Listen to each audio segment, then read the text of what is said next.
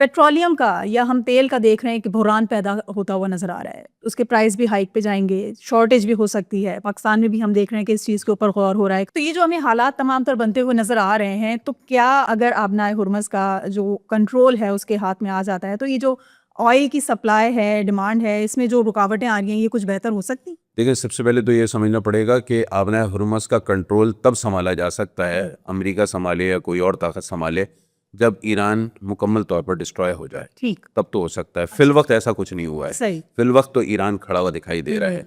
अब वो किन खुफिया ताकतों की बुनियाद पर खड़ा हुआ दिखाई दे रहा है, वो एक अलग बात है। जैसे मैंने आपको बताया था कि इस्लाम में है कि आप सीधे हाथ से नेकी करें तो उल्टे हाथ को ना पता चले। तो हो सकता है कोई बंदा ऐसा नेकी कर रहा हो, कोई ऐसा भाई नेकी कर रहा हो, सही है ना, ईरान का, कि वो पता ना चल रहा हो। खैर, दूसरी चीज उसके बाद ये आ जाते हैं कि आबनाए हुर्मुज़ पर कंट्रोल तो पाना बड़ा मुश्किल है। सही। जब होगा तब देखा जाएगा। डोनाल्ड ट्रम्प दावा कर रहे हैं कि भाई तेल की जो तरसील है वो बहुत जल्द शुरू हो जाएगी और अमेरिका सिक्योरिटी देगा, वो बात तो कर रहे हैं। लेकिन दूसरा एस्पेक्ट हमें देखना पड़ेगा।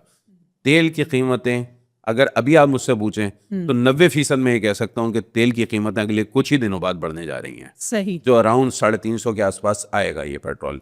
लेकिन जब ये अपना जंग शुरू हुई थी, यानी कि 28 फरवरी को हमला किया है, 28 फरवरी वाले दिन अगर इंटरनेशनल ऑयल प्राइसेस आप देखें तो वो $70 से नीचे थी। सही। आज अभी $87 पे खड़ी हुई है। ठीक है ना, $17 का इसमें $17 का अभी तक इजाफा हो चुका है। दूसरा ये कि जब आम हालात होते हैं ना, नॉर्मल मामलात होते हैं, तो उस वक्त रिस्क मैनेजमेंट कम होता है।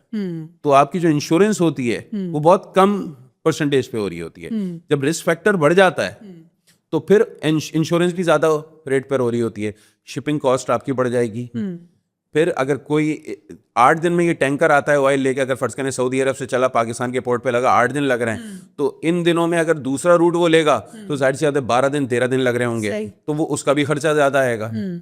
इंश्योरेंस बढ़ गई, पेट्रोल महंगा हो गया, इंटरनेशनली आपने परचेजिंग महंगी करी, और तीसरा फैक्टर क्या हो गया कि आपकी इंश्योरेंस अपना वो किराया बढ़ गया। अब ये जब सब चीज़ें होंगी तो जाहिर सी बात है वो किसके पास जाएंगी, एंड यूज़र के ऊपर डाली जाएंगी।